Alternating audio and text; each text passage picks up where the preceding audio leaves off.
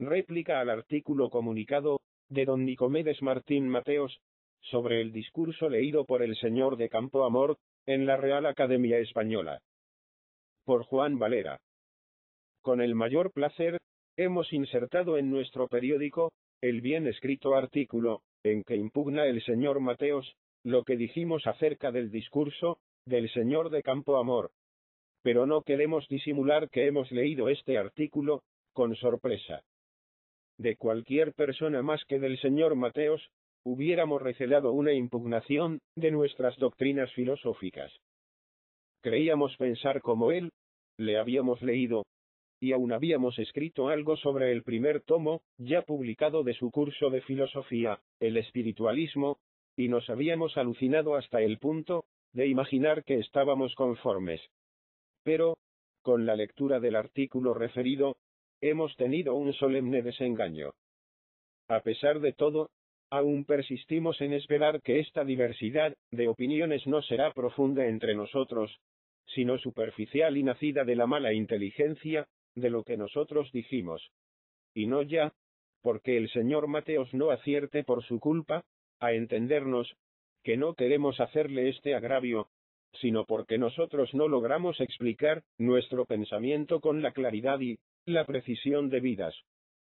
Vamos, pues, más bien que a replicar, a rectificar y a declarar nuestro pensamiento, apenas apuntado en el artículo de variedades de El Contemporáneo, del 11 de marzo, que es el que promueve esta disputa. Quizás así consigamos ponernos de acuerdo. Antes de todo, importa advertir que somos tan amigos y aficionados del señor de Campoamor, como puede serlo el señor Mateos, y que al escribir sobre su discurso, no tuvimos propósito de rebajarle en nada, sino que le ensalzamos, como era justo, calificándole de agudo, de ingenioso, de ameno, de original, de discreto, de atrevido, de desenfadado, de humorístico, de fácil y de otras 1000 cosas, que todas suenan o deben sonar como alabanzas, y tanto, que si el público español no estuviese tan prevenido en favor del señor de Campoamor, y no le colocase en muy alto predicamento, más nos censuraría de hiperbólicos, en la lisonja, que de parcos o avaros.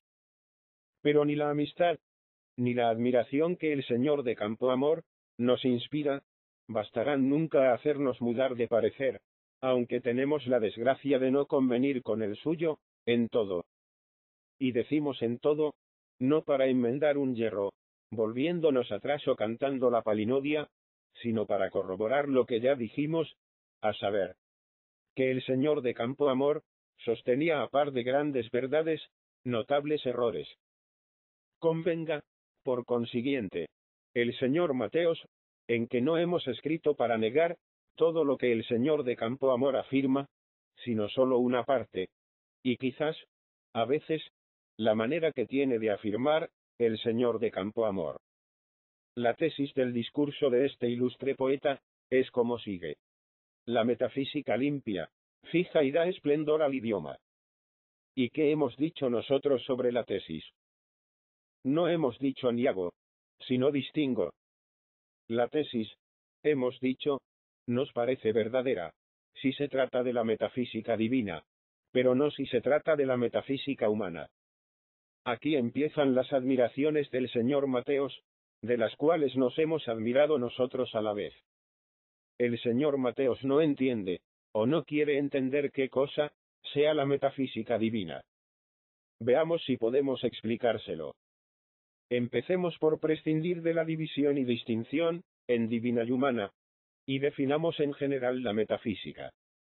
Para que el señor Mateos no recuse a nuestros autores, su propio libro va a servirnos de texto, de código y de juez, en este pleito que hemos entablado.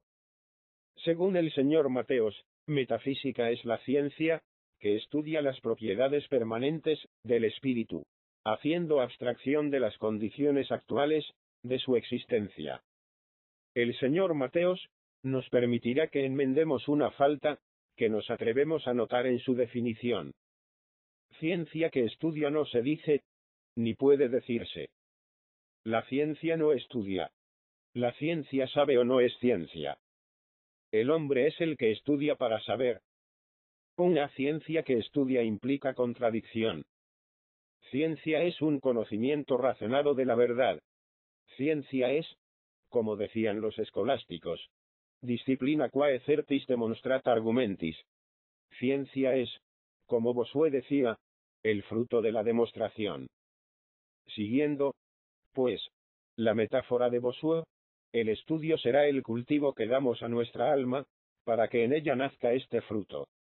La ciencia será el resultado del estudio, mas no el estudio mismo. Enmendada la definición, tendremos que, la metafísica, es la ciencia de las propiedades permanentes, del espíritu, haciendo abstracción de las condiciones actuales, de su existencia. Y definida así la metafísica, habrá de convenir el señor Mateos, en que no existe sino en germen, y como aspiración en la mente humana, de conocer las propiedades permanentes, del espíritu, esto es, de Dios y del hombre, y de todos los seres, puesto que son obra del espíritu, no nos podemos jactar. Dios solo conoce bien estas propiedades permanentes, y esta ciencia de Dios, es lo que hemos llamado metafísica divina. La metafísica humana es o puede ser ciencia, si bien incompletísima, en cuanto sabe algo de estas propiedades. Pero en cuanto estudia o mientras estudia, indaga y procura averiguar, no es ciencia. Por donde Platón, a quien el señor Mateos considera como al más eminente de los filósofos, no llama ciencia, sino apetito de ciencia, a la filosofía y la verdadera ciencia, y por lo tanto, la metafísica verdadera, la pone en Dios, haciendo de nuestra filosofía, y de nuestra metafísica humanas, un asemejarse a Dios en cuanto al hombre, le es posible. Cicerón, Séneca, San Clemente de Alejandría y otros muchos sabios, de la antigüedad, convinieron en esto, definiendo la filosofía, en quien entra la metafísica como lo más principal, el conocimiento de todas las cosas por sus causas, en cuanto el hombre, por medio de la luz natural, puede elevarse hasta ellas. Confirmada y restablecida así nuestra distinción, volvemos a repetir que la metafísica humana, o dígase los diversos sistemas de metafísica, que los hombres han inventado y trazado, no limpian, ni fijan, ni dan por lo común esplendor al lenguaje, antes suelen estropearle. Por huir de la prolijidad, queremos conceder al señor Mateos, aunque no lo creamos, que Descartes dio el primer impulso a aquel gran movimiento intelectual que hubo en Francia en el siglo de Luis XIV, que de su admirable metafísica procedió aquella admirable literatura. Pero, ¿qué nos probaría con esto el señor Mateos? Que una metafísica o un sistema, y no la metafísica, había fijado, limpiado y dado esplendor a la lengua francesa. En cambio, según el propio señor Mateos, otra metafísica, que viene poco después, y, cosa singular, que procede de la anterior metafísica, la cual había hecho tan buena obra, la deshace, desbarata y confunde. Descartes limpia, fija y da esplendor, y Condillac ensucia, descompone y oscurece. Ambos, sin embargo, eran metafísicos, cada uno a su manera. Por otra parte, según dijimos en nuestro primer artículo, y debemos repetir ahora, no nos es dable persuadirnos de que la metafísica de los hombres limpia, fija y da esplendor al lenguaje, porque vemos que en Grecia los mejores escritores, oradores y poetas líricos, épicos y dramáticos, vivieron antes de que hubiese metafísica, o si no metafísica, metafísicos. Porque notamos que algunos metafísicos famosos, como Vico, Kant, Balmes y otros de todas las escuelas, han escrito harto mal, con perdón sea dicho. Y porque reconocemos que los escritores más limpios, fijos y esplendorosos, han sido, por lo general, los que menos metafísica sabían. Todo lo cual se advierte, así en España como en cualquiera otra nación, así 10, 14 o 20 siglos ha, como en el día de hoy. Nadie en España escribe ahora, peor que cierto sujeto que pasa, quizás con fundamento, como el que más metafísica sabe entre los españoles. Citemos algunas frasecitas suyas, para ver cómo limpia, fija y da esplendor al lenguaje. En bajo mediante el ser o en bajo mediante Dios, es el mundo la reunión de todos los seres infinitos. La relación del sentir, es relación de unión esencial del objeto, como todo con el sujeto, como todo en forma de totalidad, en toque y penetración de uno por otro, entrando la cosa en parte del sujeto, y el sujeto en parte de la cosa. La existencia como la esencia puesta, es en sí, un contenido de existencialidades, o modalidades, pues la existencia se distingue en sí, primero como originalidad o primordialidad, y bajo originalidad, se distingue como la eternidad, idealidad, por oposición a la efectividad, temporalidad, existencia sensible. Y otra vez bajo existencia, se refiere como la eternidad, en la efectividad. Y la efectividad bajo la eternidad, la continuidad, la vida. La unión de la naturaleza, y del espíritu, tiene en el esquema del ser, la figura de una lenteja. Nos parece que basta, y sobra con los ejemplos citados. Tenemos, con todo, que el señor Mateo se nos vaya por la tangente, asegurando que la metafísica del metafísico, que tan extrañamente escribe es mala y falsa, y que por eso el metafísico escribe mal. Pero que si él tuviese una buena y verdadera metafísica, escribiría de modo que diera gusto leerle. Si el señor Mateos dice, o piensa algo parecido, le rogamos que recapacite y reflexione, y luego vendrá a caer en la cuenta de que piensa, y dice lo mismo exactamente que nosotros hemos dicho, y pensado, a saber, que la tesis del señor de Campoamor es innegable, es casi una perogrullada, si se refiere a la metafísica en absoluto. A la metafísica, blanco y término de las aspiraciones, del filósofo. En una palabra, a la metafísica divina. Pero el señor de Campoamor, es más amigo de paradojas que de perogrulladas, y no ha podido decir sino lo que nosotros, entendemos que ha dicho. Que los metafísicos limpian, fijan y hermosean el lenguaje, a cuya perfección es muy conducente, el estudio de la metafísica. La primera parte de esta afirmación, hemos visto ya que carece de fundamento. Examinemos la segunda con el debido reposo. Nadie negó jamás desde Platón y Aristóteles, ya que no afirmemos que desde Pitágoras, hasta D'Alembert, Ampère, Comte, y cuantos han tratado de lo que se llama mateseología o clasificación de las ciencias. Que las ciencias se cifran, en una o que no hay más que una ciencia, de la que todas dimanan, como del tronco los ramos, las hojas, las flores y los frutos. Ni nadie negará tampoco, que el tronco de este árbol, el origen y principio de la ciencia, están en lo absoluto, en los primeros principios, de los cuales se deducen, o se deben deducir una vez bien conocidos, todas las verdades. La deducción, es un método más seguro, de conocer que la inducción, y la inducción debiera desecharse, si de tal suerte, conociésemos los primeros principios, o la idea primera y comprensiva, que viésemos en ella todo cuanto hay que ver, y pudiésemos desplegarla, y desenvolverla en una serie infinita, de afirmaciones, que serían toda la ciencia y todas las ciencias. Estas, pudieran representarse entonces, por una sencilla ecuación, uno de cuyos términos, iríamos transformando en otro de valor idéntico, cada vez más complicado en la expresión, hasta que viniese a expresar toda la diversidad de las cosas que hay o puede haber en el mundo de las ideas, y en el universo visible. Por desgracia, el hombre no ha llegado, ni tal vez llegue nunca a ese extremo de perfección, y mientras a él no llegue, siempre será una arrogancia, burlarse de la experiencia, como el señor de Campoamor se burla. Schelling, con todo su idealismo, jamás fue tan lejos. Lo relativo y lo absoluto, el espíritu, y la naturaleza eran idénticos para él, y filosofar sobre la naturaleza, era crearla, porque todas sus leyes están en el espíritu, y el espíritu se las impone.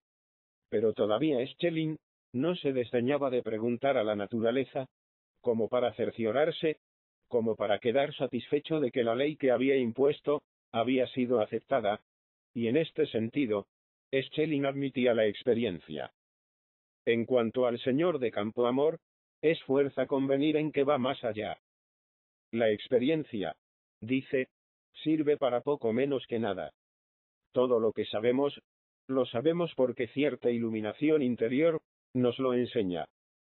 Este ultraespiritualismo, que con facilidad pudiera trocarse en idealismo trascendental, o en panteísmo místico, es lo que principalmente hemos censurado en nuestro artículo sobre el discurso del señor de Campoamor, y volvemos a asegurar al señor Mateos, que nos maravilla con salir a su defensa. Nos acusa el señor Mateos de que desdeñamos la metafísica, pero no funda esta acusación. Nosotros no hemos dicho, como el señor de Campoamor, que no saber metafísica es no saber nada. Pero tampoco hemos dado a entender, con el mismo sujeto, que la metafísica alcanza muy poco. Nosotros no somos tan ultraespiritualistas como el señor de Campoamor, pero tampoco somos tan escépticos. Nosotros no confundimos, como pretende el señor Mateos, las leyes del alma humana, las leyes del espíritu en general, con el conocimiento de estas leyes. Quien parece que las confunde adrede, para impugnarnos, es el señor Mateos. Las leyes del espíritu y el conocimiento de esas leyes son en Dios una misma cosa. Pero en el hombre son dos cosas muy diferentes. Y aquí volvemos a la distinción que hemos tenido que hacer entre la metafísica divina y la humana. Sin duda que hay una metafísica de la naturaleza, una metafísica que tiene a la naturaleza por objeto, pero en el hombre no crea, solo conoce, mientras que en Dios conoce y crea. Con el arte sucede lo propio. La estética explica el arte, pero no le crea. Desde Platón, en su Fedro, y en su Banquete, hasta Hegel, en nuestros días, todos los estéticos han explicado, y no creado la hermosura. ¿Qué poetas ha producido ningún tratado de filosofía de lo bello? Las leyes del arte, como las leyes de la naturaleza, estaban en Dios antes de ser conocidas del hombre. Y no solo estaban en Dios, sino que asimismo estaban en la naturaleza, y en el arte. Y las cosas inanimadas y las inconscientes, las cumplían. Y los seres dotados de entendimiento, las cumplían también, como por instinto, aunque apenas entendiéndolas aún, a no ser de un modo confuso. ¿Quién ha de creer que el portentoso artificio de los poemas de Homero, y todas las bellezas y perfecciones que los críticos descubren hoy en ellos, fueron distinta y claramente percibidos y analizados por quien los ideó y compuso? Pues lo mismo sucede con el lenguaje, o por mejor decir, no lo mismo, sino más aún, puesto que el lenguaje fue obra más primordial, instintiva y originaria, del espíritu humano. Extraña el señor Mateos, que afirmemos que el espíritu humano está sujeto a ciertas leyes, y cree que esta sujeción le quita la libertad. Por amor de Dios, señor Mateos, ¿qué tiene que hacer la libertad con las leyes de nuestro entendimiento, con sus maneras de ser, con su forma, con aquello por lo que es, y no lo que no quiso Dios que fuera? La metafísica podrá llegar a conocer estas leyes, pero no a derogarlas, ni a modificarlas, así como la astronomía podrá conocer el curso de los astros y las leyes de sus movimientos, pero no introducir en todo ello la menor alteración. Claro es que el espíritu humano es libre, pero su libertad no puede sustraerle de la necesidad de ciertas leyes a que está sujeto, que es de lo que aquí hablamos. Es evidente, valiéndonos de un ejemplo vulgar, que un muchacho podrá hacer uso de su libre albedrío, y mostrar muy bien que le tiene, negándose a estudiar la geometría. Pero si estudia la geometría, y si la geometría entra en su entendimiento tendrá por fuerza que aceptarla, sin que se descubra, ni quepa en esta aceptación, un átomo de libertad. Porque el entendimiento no la tiene para ser otra cosa que no sea el entendimiento mismo. En la formación del lenguaje, en su origen, hubo aún menos libertad, menos reflexión. Sus cambios o modificaciones no dependen tampoco, en lo esencial, ni de la reflexión, ni del libre albedrío del hombre. Así es que los filósofos gramáticos podrán redactar la gramática, o coleccionar las reglas de la gramática, pero no darlas o crearlas o modificarlas, poner en orden los vocablos y definirlos, pero no inventarlos, a no ser alguno que otro de capricho, o a no tener la manía de la lengua universal, que nadie habla, y llamar nalga al sacerdote, rabo a la realidad, y otras diabluras por el estilo. Para contestar al señor Mateos sobre lo que dice, de que es absurdo que llamemos al lenguaje obra maravillosa del instinto, no le citaremos sino las palabras propias de Hue, que el señor Mateos da como autoridad en su tratado de El espiritualismo. El lenguaje, dice, no es una invención artificial. Es una facultad natural que funciona desde que son dadas las condiciones de su desarrollo. ¿Qué quiere decir esto sino lo mismo, en sustancia, que hemos asegurado nosotros, y de que nos hemos valido, para censurar algunas tendencias del discurso del señor de Campoamor? Si el lenguaje es una facultad natural que funciona, dadas ciertas condiciones, lo cual vale tanto como afirmar que funciona con arreglo y sujeción a ciertas leyes impuestas por Dios o por la naturaleza, ¿a qué propósito, y con qué pretexto, tachamos de enemigos de la metafísica, porque no creemos que la metafísica, que podrá llegar a conocer esas leyes o condiciones, tenga la facultad de alterarlas? Si la metafísica las altera, el lenguaje deja de ser lo que Goethe nos dice, y se convierte en un modo arbitrario de expresar los pensamientos.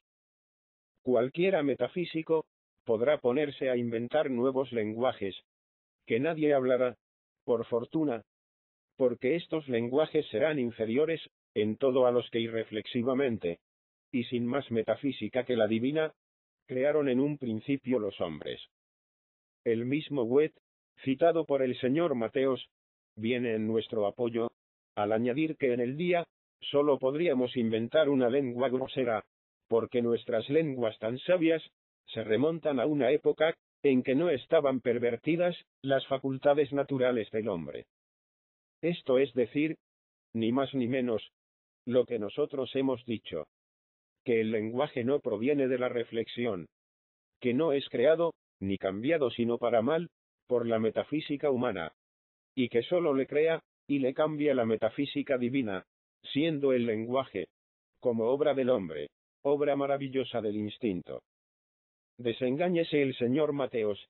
La impugnación que ha hecho de nuestro artículo, no nace de que siga otras doctrinas, sino de una obcecación amorosa, hija del mucho cariño que profesa a la metafísica, y al señor de Campoamor, a quienes ha creído, sin razón para ello, poco bien tratados en nuestro referido artículo, y por cuya gloria ha querido volver.